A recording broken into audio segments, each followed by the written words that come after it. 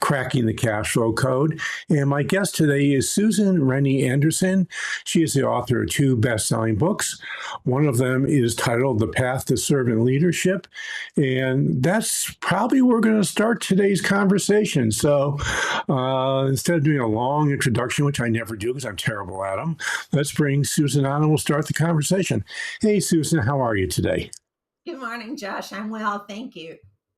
So let's start with servant leadership. What is servant leadership, and why is it important? The top-down autocratic leadership, I believe, is trending away toward a more service-based orientation where leaders inspire and empower the organization. So you're taking the traditional pyramid with the CEO at the top, senior managers, middle managers, and the poor frontline workers at the bottom, and they're the ones that have the most contact with the customers and clients. Servant leadership turns that pyramid on its head, where the CEO and senior management are inspiring and empowering the organization, and it creates a much more engaged workplace. So I'm always interested when people use the word empower.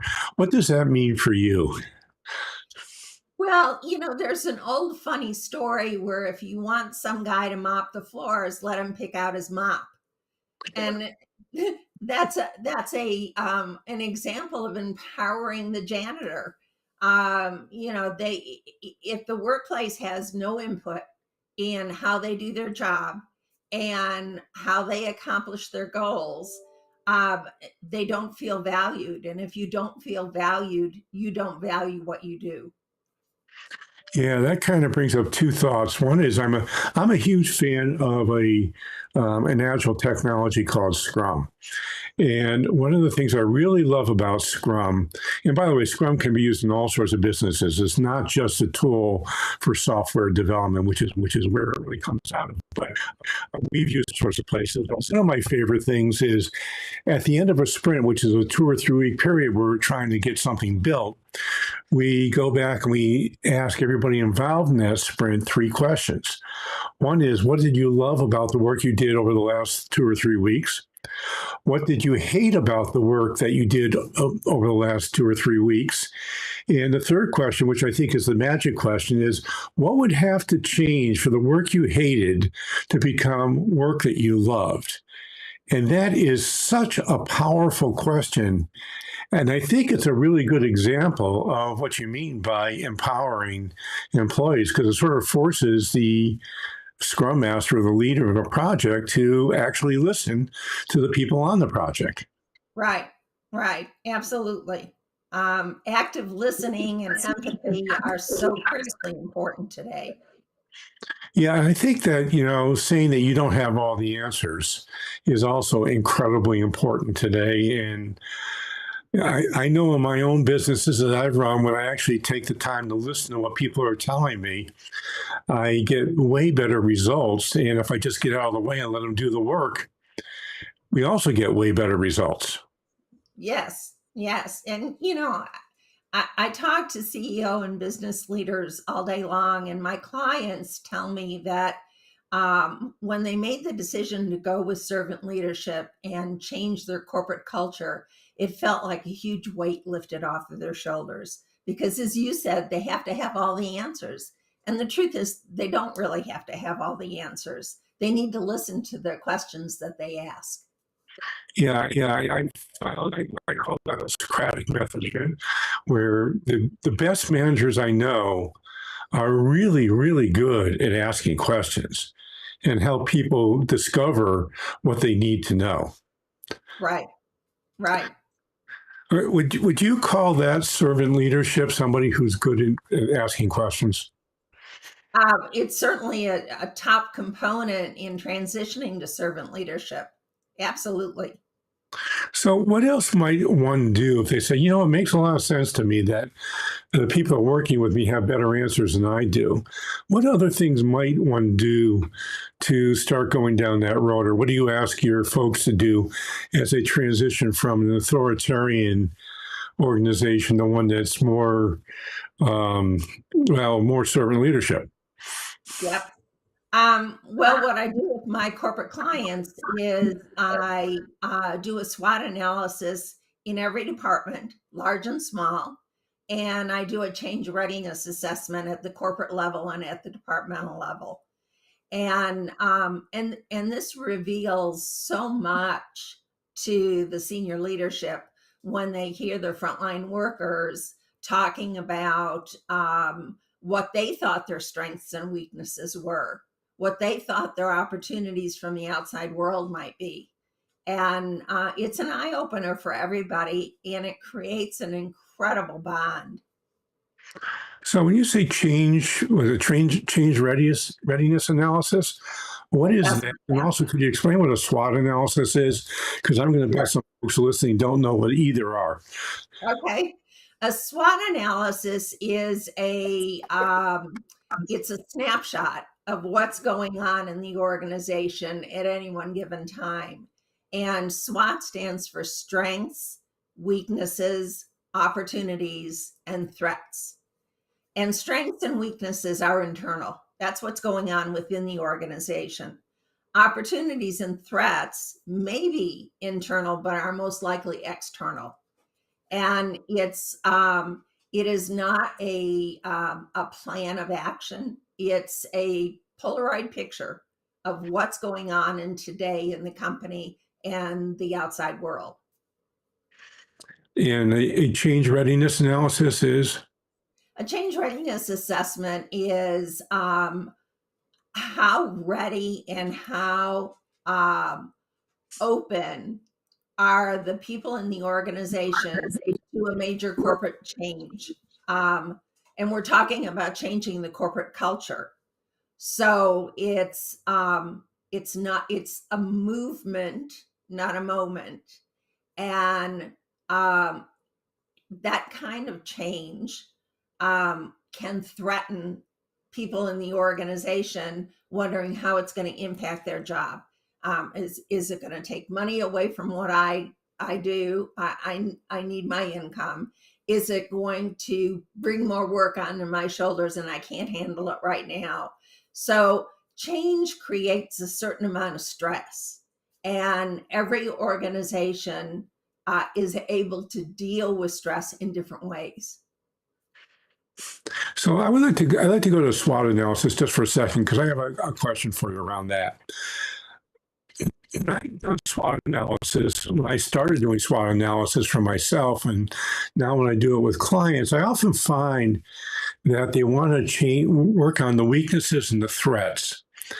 And in my experience, it's actually the opportunities and the strengths that give us a chance to get better results than focusing on our weaknesses. Do you have any thoughts on that? Well, sometimes I do it backwards and I start with the weaknesses and then go to the strengths. Because Yes. if we can identify the weaknesses and we can own the weaknesses, then we change focus and start looking at the strengths. The weaknesses don't look so big and bad anymore. Yeah, in my experience, it's really interesting. Is I find that folks will often want to fix their weaknesses instead of on their strengths. And I ask this question all the time. If I'm working on my weaknesses, I can get myself all the way up to mediocre. But if I can focus on my strengths, I can be world class. So why would I want to be mediocre when I can be world class? Yeah. It's kind of a joke, but it actually is true. I mean, at least in my experience, has been true. Well, and it's kind of like a kaleidoscope. As you turn just a little bit, the whole picture changes. As you focus on your weaknesses, you are subconsciously identifying how to fix that. We're fixers. So if we can identify and own our weaknesses, looking at what our strengths are, they can easily cancel out the weaknesses. I think they almost always. Understand something. A SWOT analysis, the input is not done for me. It's the individuals that we're talking about. It could be on an individual. And I have done SWOT analysis in a company that had 780 employees. There's a lot of paperwork there. But a SWOT analysis, oftentimes I'll take a department and we'll put up big post-it flip chart paper and identify, in a group environment, what they think their strengths are, what they think their opportunities are from the outside world. So your target market you work with is what you call middle market. And to your definition of middle market is 150 to 1,000 employees. And those companies are now having millennials move into middle management and Gen Z joining the company. And for us old folks who are baby boomers, they look to us like foreign animals. They don't look like, what we were back then. What do we have to do to get millennials and especially Gen Zs engaged in what we want to do and to become long-term employees, not job hoppers, which is what their reputation is? Yes, and we ought to redefine the term job hoppers, because as you say, you and I, our generation, we were expected to graduate from college or get out of the military and go directly into an employer's company and serve that company until we retired at 65. And the term job hoppers was a negative connotation. In today's, with the millennials and Gen Zs, and I'll talk more about that in a second, job hopping for them is searching for the right fit. And today they represent 46% of the workplace. So it's a very impactful number, and to ignore it is your own destruction. The youngest Gen Zs are 13. So we have 10 years of that Gen Z and millennial workforce increasing dramatically and becoming a large majority in the workplace. And to not understand that their generation looks at things a little differently than the older generations, Gen X, baby boomers. And we say to the Gen Zs, put your damn phone down. And you have to understand, these kids, they've never not had a phone. So for them, it's an extension of who they are, what they do, and how they do it. So if they represent the majority of the workplace, we need to dial into the way they think. So how do they think? They're very collaborative. And boomers led their companies in an assignment kind of mode. Here it is. This is how you do it. This is when I want it done by. And instead, if we look at Gen Z and the millennials and say to them, okay, we need to accomplish X, and we can do it several ways. Let's get your input on how you think is the best way to handle it, and collaborate back and forth, collaborate cross departments. So how would you work with a Gen Z or a millennial versus, you want them to collaborate, certainly. When I used to own a food service company where we fed people in factory, and what we found was our people who did the frontline work, the more systematic we made their work, the happier they were. Now, when we developed the systems for them to do the work, the checklist and do this, do this, do this, do this, we actually had them develop that. I don't know if that would that be effective today? What we found is the more systematized we made the work, the happier our frontline people were. we used to think it was, they like to go shopping, they like to figure out what they should be doing, what stuff they should sell. And what we found was that actually caused a lot of unhappiness. Now, that was, 30 years ago. Is that true today still? It's more true today. It's more true.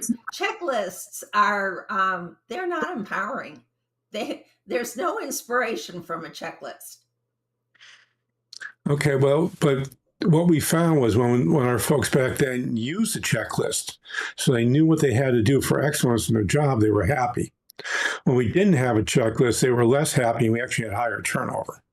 So you're saying that's not true today? Right. That's not true today. Millennials and Gen Zs don't think the way boomers do. They don't think the way their parents do. So if we want to develop a company that provides consistency, and that's what we were doing when we did our checklist and we had them work with us in developing what the checklists were. We went from being a company that, we would do it one way over here and another way over there. And there was really not a whole lot of consistency with what our customers got. After we checked in tremendous consistency, and the customers knew what to expect and they got what they expected. So if you're not doing that today, how do you manage customers' expectations for having a consistent experience with your organization? Well,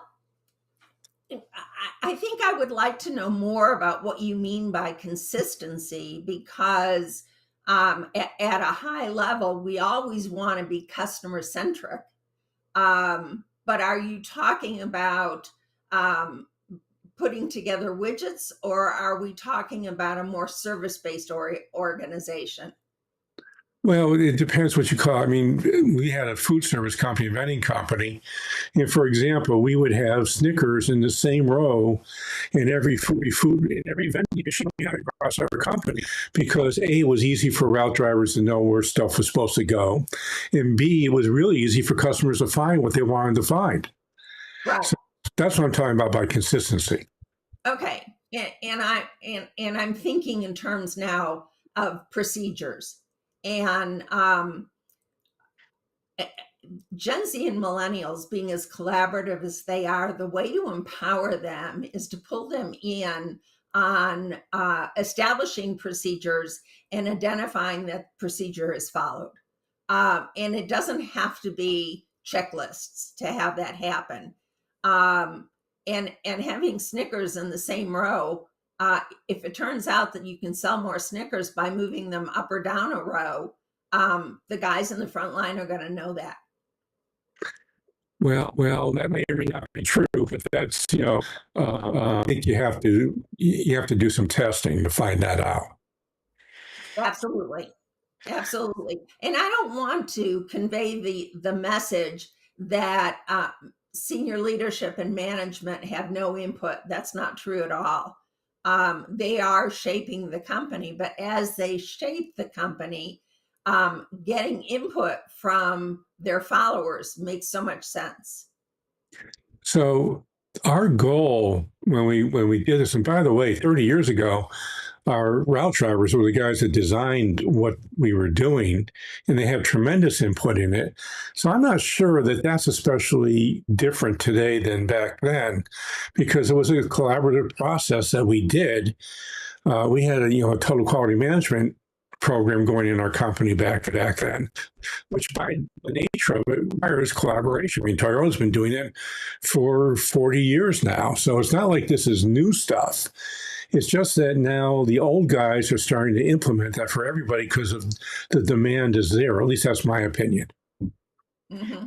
Mm-hmm. If that makes any sense for you. I'd like to just switch, because we only have a few minutes left. And one thing that you wrote into our intake form, which I really find really important, is happy employees don't leave. And there are things that you can do to create happiness in your workplace. What might some of those be? Because I think that's an unbelievably big deal. Let me tell you a story about Jody. Jody works at the grocery store that I shop at, and she's always happy and outgoing and helpful and just just an overall pleasure to be around. And not too long ago, I was trying out a new recipe and I had an ingredient that I needed and didn't know where to find it. So I asked Jody and she said, "Come on, let me walk you over there." And took me down to the aisle where I could find that specific ingredient. And I said to her, "Jody, you seem to like your job." And she turned around and said, "I love my job." And an employee in a grocery store, that was kind of an emphatic statement. And I said, "What is it about you, this job that you love?" She said, "A manager will walk by and say, 'Hey, Jody, what can I do to make your job easier?' Or, 'Jody, do you have all the tools you need to do your job?'" And she said, "Not just my manager, any manager in the store." And she was so happy about it. But then the magic happened.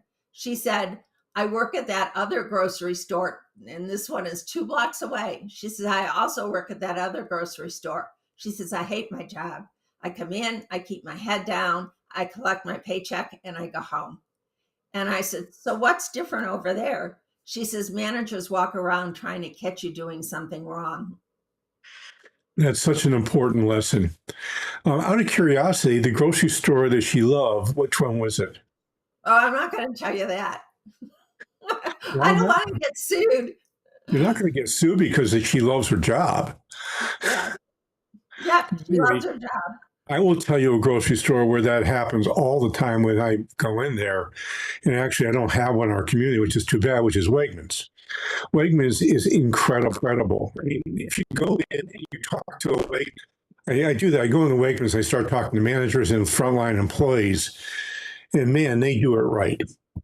You know, everybody there loves what they do, Right. and it has to be because they're doing that. How can I make your job easier? Hmm. In my opinion, that is the job of a manager, Yep. is How can to I help help? you make your job easier. And by the way, the reason my route drivers were happier when we gave them more systems to work with to do their job, it made their job infinitely simpler. Hmm. They saved time at every single step along the way because the question was, what do the customers want? Not what do we think they want? And this is something Right. that's really important. With your, just out of curiosity, with your clients, do you ever do um, customer customer councils or customer boards? Um, I leave that up to the individual company. That may be something that they want to do, and we certainly do include that and define how they meet with me one on one once a month to go over their KPI and metrics. And these are numbers that they've established themselves. I don't establish that for them. And they meet two times a month in small group masterminds with other companies that are transitioning into servant leadership the way they are. So it's a very how do I want to say it empowering. I use that word a lot. It's a very empowering small group of managers and owners. Yeah, I'm going to have to end on this, but just for folks who are listening, a really powerful tool is to find out what your customers are thinking, and that's using a customer advisory board. They Right. are very powerful tools, but they have to be done correctly. Right. I won't get into that right now. I might actually do a solo podcast at some time to talk about customer advisory boards, how you do them, and how you get results out of them. Hey, Susan, unfortunately, we are out of time. And I think you've got some really great information. If people want to find out more about you, how they go doing, how so, and is there something you would like them to do? The best way for them to find out more information is to go to my website, which is susanrennianderson.com. And what I'd love for them to do is dig around in some of the articles, buy the book, and let's have a conversation. Cool. So that's Susan is Rennie, Renni, Anderson, Anderson.com. And I've Right. got two things I'd like you to do. One is I'd like you to go wherever you're listening to this podcast and please give us an honest rating review. I ask this every single episode. It's really important for you to do so. I hope you love the show. If you do, you can give us 5 stars. And if you don't, then you can do something else. And maybe I'll just cry a little bit about that. The second thing I'd like to do is one of the things that we find that smaller privately held business owners think, which is a real myth, it's one of the myths of being a private business owner, is that their business is going to get them their retirement all by itself, or what we call reaching financial freedom from your business. And we have a program we call the Financial Freedom Accelerator. First, it helps you figure out where you are on the road to reaching financial independence. And if you're like about 98.2% of the businesses in this country, you're not there and your business won't get you there. So you need a different strategy. And then we help you define what a strategy might be and to start working on that and developing a dashboard so you can track it.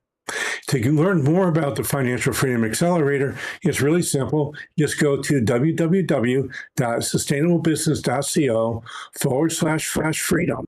That's www.sustainablebusiness.co/freedom.